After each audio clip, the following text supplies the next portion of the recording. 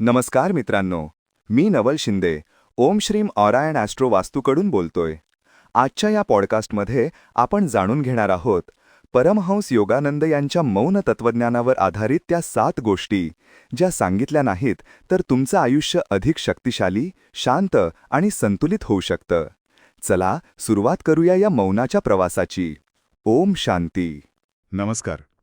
आज आपण एका अशा संकल्पनेवर बोलणार आहोत जी कदाचित आपल्याला थोडी वेगळी वाटेल. म्हणजे काही गोष्टी जाणीवपूर्वक गुप्त ठेवण्याची कल्पना. आपण अनेकदा ऐकतो की मन मोकळं करावं, शेअर करावं वगैरे. हो, अगदी तेच तर. पण परमहंस योगानंद यांच्यासारखे आध्यात्मिक गुरु काय सांगतात? ते म्हणतात की काही विशिष्ट गोष्टी स्वतःपुरत्या ठेवल्याने आपली आंतरिक शक्ती वाढते. म्हणजे एक प्रकारचं संरक्षण मिळतं असं म्हणायचंय. बरोबर. ओके. यामागचा मूळ विचार असा आहे, योगानंदांच्या मते व्यक्ती तोपर्यंत कमजोर राहतो जोपर्यंत तो आपल्या आंतरिक शक्तींना गुप्त ठेवत नाही. बापरे, खूप महत्वाचं विधान आहे. हो ना. म्हणजे आपलं मौन, निवडक शांतता ही एक प्रकारची ढाल ठरू शकते.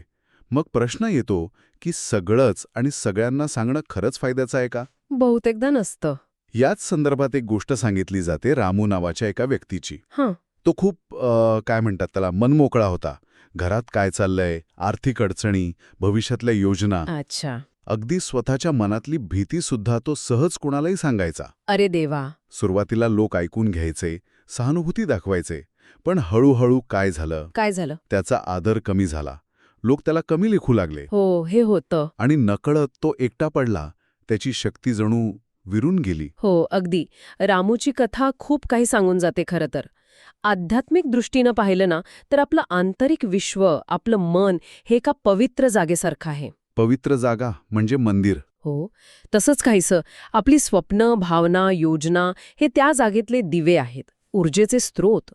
योगानंद म्हणतात की जेव्हा आपण या गोष्टी अनावश्यकपणे बाहेरच्या जगात उधळतो, म्हणजे लोकांना सांगत सुटतो. बरोबर, तेव्हा बाहेरची हवा म्हणजे लोकांची मतं, त्यांची ईर्ष्या, त्यांच्या शंका या आपल्या आतल्या ऊर्जेला कमी करतात, त्या ज्योतीला विझवू शकतात. अच्छा. योगानंदांसाठी मौन म्हणजे फक्त गप्प बसणं नाही, ती एक सक्रिय ऊर्जा संरक्षण प्रक्रिया आहे. ऊर्जा वाचवणं. अगदी. रामूच्या बाबतीत तेच झालं. सतत स्वतःला उघडं केल्यामुळे तो असुरक्षित झाला, त्याची आंतरिक शक्ती कमी झाली आणि शेवटी आला एकटेपणा. कारण लोकांना तुमच्या कमजोर बाजू कळल्या की ते त्याचा फायदा घेतात. हो, किंवा निदान तुम्हाला गांभीर्यानं घेणं तरी सोडून देतात. हे महत्वाचं आहे. चला तर मग थेट त्या 7 गोष्टींकडे वळूया ज्या योगानंदांनी गुप्त ठेवायला सांगितल्या आहेत. पहिली गोष्ट आहे कुटुंबातील वैयक्तिक चर्चा. अच्छा. म्हणजे घरातले मतभेद, सदस्यांच्या सवयी, आर्थिक चढ-उतार वगैरे. पण अनेकांना वाटतं की घरातल्या गोष्टी बाहेरच्यांना सांगून मन हलकं होतं. मग हे गुप्त का ठेवायचं? हो, हा एक खूप सामान्य गैरसमज आहे असं मला वाटतं. योगानंदांच्या मते कुटुंब हे एक अत्यंत खाजगी आणि काय म्हणतात त्याला, ऊर्जायुक्त वर्तुळ आहे. ऊर्जायुक्त वर्तुळ. हो, काही जण याला कार्मिक बंधन म्हणतात, म्हणजे पूर्वजन्मांपासून चालत आलेले खोल नातेसंबंध. आणि या नात्याची, या बंधनाची ऊर्जा जपायला हवी. अच्छा. जेव्हा आपण घरातल्या बारीक-सारीक गोष्टी, मतभेद किंवा अगदी चांगल्या गोष्टीही, जसं की कुणाला प्रमोशन मिळालं, हे बाहेरच्या जगात सतत सांगत राहतो, तेव्हा आपण नकळतपणे त्या वर्तुळात बाहेरच्या ऊर्जेला प्रवेश देतो. बाहेरची ऊर्जा? म्हणजे लोकांची मतं, त्यांचे सल्ले, कधीकधी त्यांची ईर्ष्या, या सगळ्या गोष्टी. आणि मग काय होतं? यामुळे काय होतं, नको असलेले सल्ले मिळतात, लोकांच्या मनात कुटुंबाविषयी चुकीची मतं तयार होतात आणि सगळ्यात महत्त्वाचं म्हणजे कुटुंबाची आंतरिक एकजूट आणि ऊर्जा ती विस्कळीत होऊ शकते. म्हणजे घरात भांडण झालं आणि ते मित्राला सांगितलं तर? ते तात्पुरतं ठीक वाटेल कदाचित, पण अनेकदा तेच वाद नंतर चघळण्याचा विषय बनतात. बरोबर. आर्थिक परिस्थिती सांगितली तर लोकांच्या अपेक्षा वाढू शकतात किंवा मग ईर्ष्या निर्माण होऊ शकते. म्हणून या गोष्टी मर्यादित ठेवल्याने कुटुंबाची अंतर्गत शांतता आणि सामंजस्य टिकून राहतं. आणि आजच्या सोशल मीडियाच्या काळात तर हे जास्त महत्वाचं आहे, नाही का? अगदी. जिथे लोक घरात काय भाजी केली हे सुद्धा शेअर करतात, तिथे या खाजगीपणाचं महत्त्व खूप जास्त आहे. म्हणजे कुटुंबाच्या ऊर्जेचं संरक्षण हा मुख्य मुद्दा आहे इथे. बरोबर. बरं, आता दुसऱ्या मुद्द्याकडे जाऊया.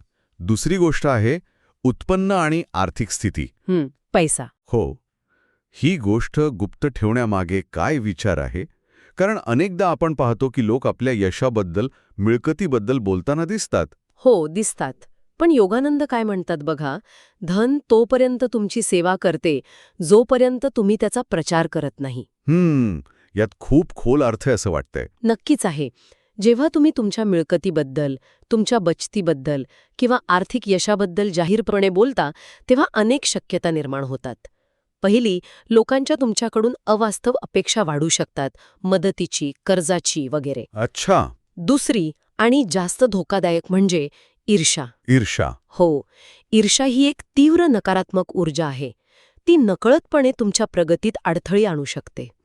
तिसरी गोष्ट म्हणजे लोक तुलना करायला लागतात आणि मग नातेसंबंधांमध्ये दुरावा येऊ शकतो. हे पण खरंय. अनेक खऱ्या अर्थाने यशस्वी आणि समाधानी लोक, जसं की वॉरन बफे म्हणतात, ते आपल्या वैयक्तिक संपत्तीबद्दल बोलणं टाळतात कारण त्यांना या ऊर्जेचं शास्त्र माहीत असतं. पैशांची चर्चा अनावश्यक लक्ष वेधते आणि अहंकार वाढवू शकते. अहंकार हा मुद्दा पण महत्वाचा आहे. हो. काही प्राचीन परंपरांमध्ये, जसं की फेंग शुए, असं मानलं जातं की संपत्ती गुप्त ठेवल्याने ती वाढते, तिची ऊर्जा टिकून राहते. आणि व्यावहारिक पातळीवर बोलायचं झाल्यास सुरक्षितेचा प्रश्न आहेच. बरोबर.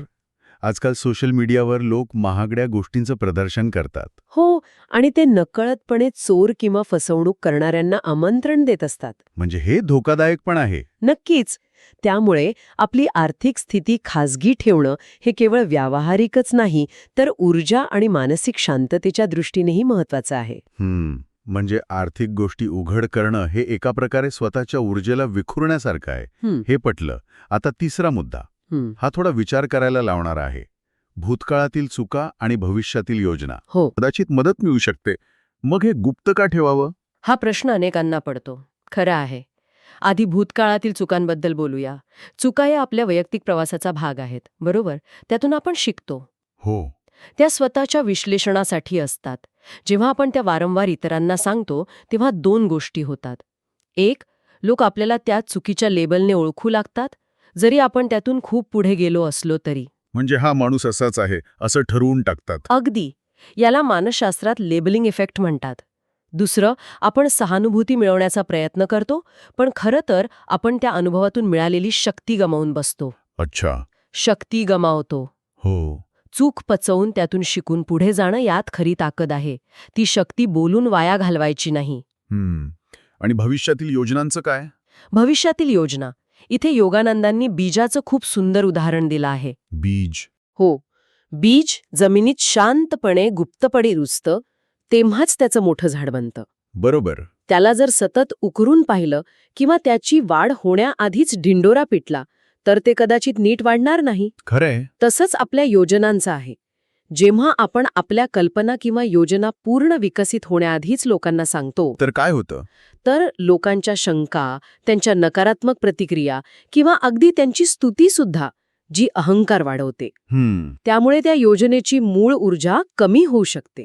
काही वेळा तर आपली कल्पना चोरली जाण्याचाही धोका असतो. अरे हो, हे पण होऊ शकतं. त्यामुळे योजना पूर्णत्वास येईपर्यंत त्यावर शांतपणे काम करणं हे जास्त फलदायी ठरतं.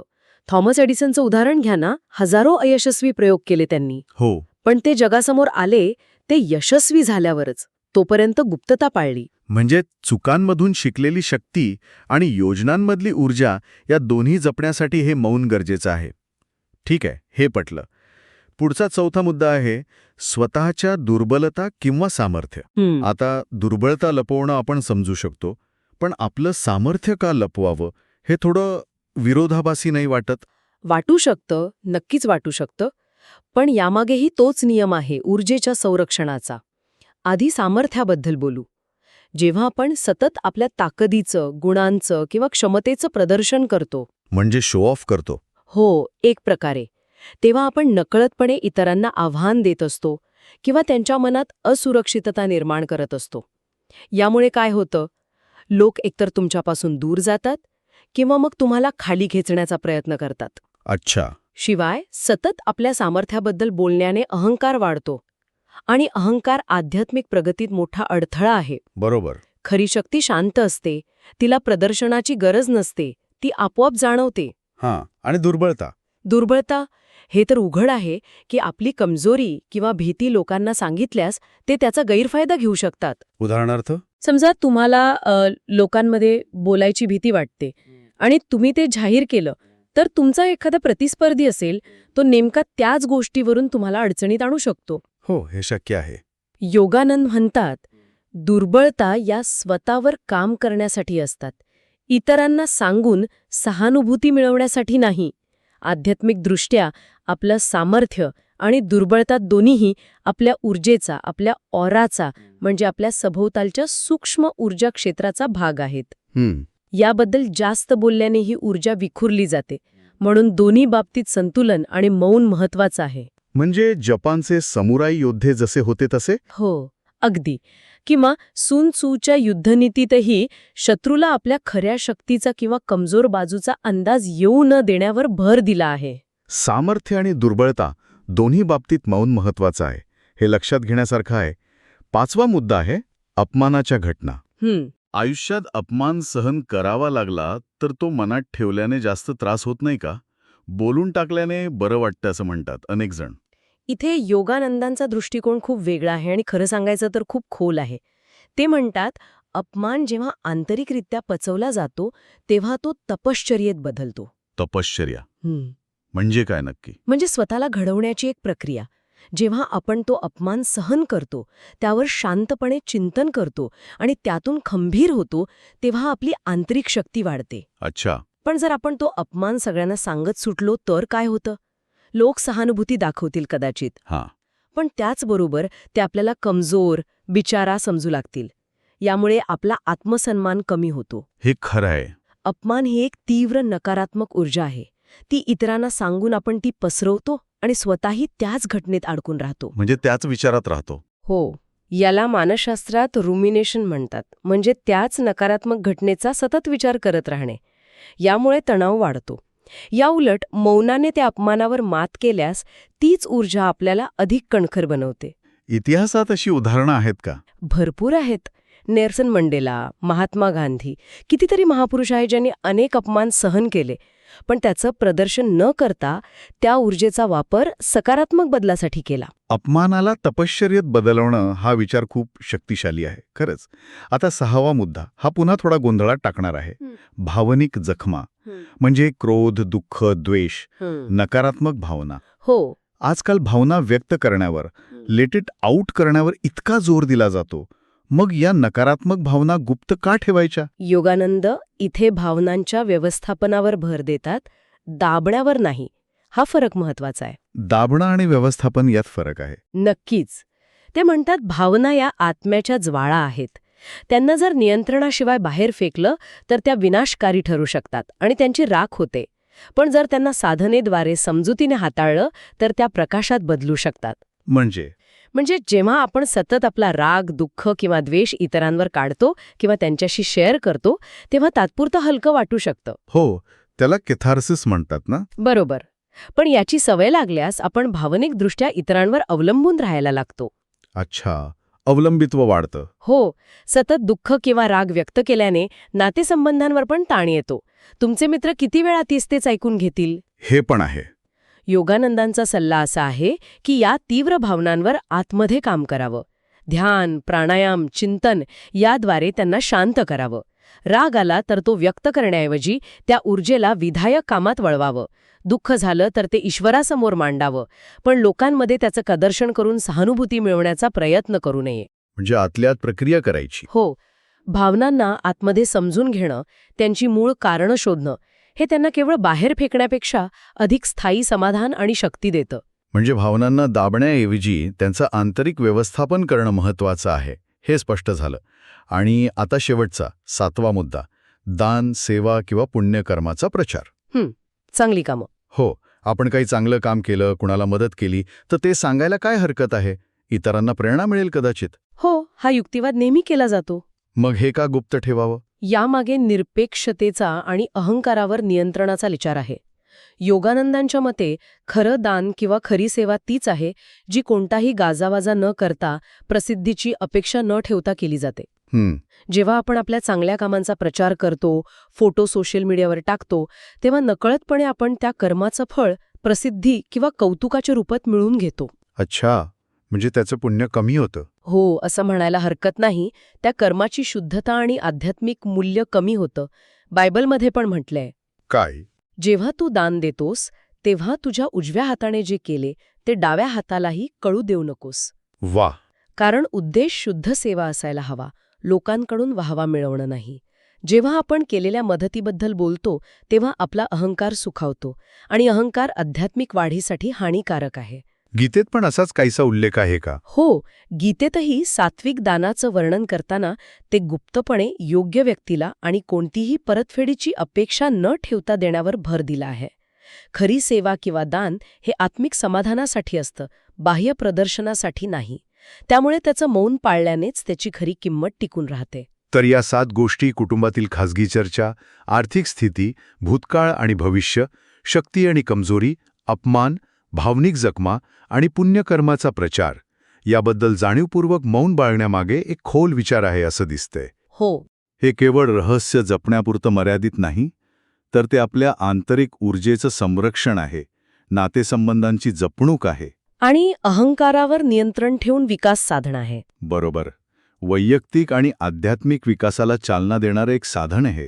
सुरुवातीला आपण ऐकलेल्या रामूच्या कथेप्रमाणे सगळं उघडं केल्याने शक्ती आणि आदर दोन्ही गमावण्याची शक्यता असते. अगदी. याउलट योगानंदांनी सांगितल्याप्रमाणे निवडक मौन हे आत्म्याचं रक्षण करणारं कवच बनू शकतं. हो, आत्म्याचा अभिषेक असंही ते म्हणतात. आत्म्याचा अभिषेक, सुंदर कल्पना आहे. आणि जाता जाता एक विचार मनात येतो, यावर विचार करायला हवा. कोणता विचार? आजच्या या सतत शेअरिंगच्या, व्यक्त होण्याच्या जगात जिथे प्रत्येक गोष्ट जगाला सांगण्याची जणू काही स्पर्धाच लागली आहे, अगदी. तिथे या 7 क्षेत्रांमध्ये जाणीवपूर्वक धोरणात्मक शांतता पाळण्याचा सराव जर आपण केला तर आपल्या अनुभवांची गुणवत्ता, आपली आंतरिक शांतता आणि एकूणच जीवनाकडे पाहण्याचा आपला दृष्टिकोन कसा बदलू शकेल. हां, खरंच विचार करण्यासारखा प्रश्न आहे. हो, प्रत्येकाने याचा विचार नक्की करावा. मौन ही कमजोरी नाही, ती अंतर्मनाची सर्वात मोठी शक्ती आहे. काही गोष्टी गुप्त ठेवल्या तर त्या आपल्या ऊर्जेला स्थिर ठेवतात. म्हणूनच मौन साधा, स्वतःशी संवाद साधा आणि शांततेतच उत्तरं शोधा. मी नवल शिंदे, ओम श्रीम ऑरा अँड ॲस्ट्रो वास्तूकडून बोलत होतो. जर तुम्हाला हा पॉडकास्ट आवडला असेल तर लाईक करा, शेअर करा आणि सबस्क्राईब करा आणखी अशाच आध्यात्मिक प्रवासासाठी. पुन्हा भेटूया पुढच्या भागात. तोपर्यंत मौनात रहा आणि आत्मशक्तीत वाढ करा. ओम.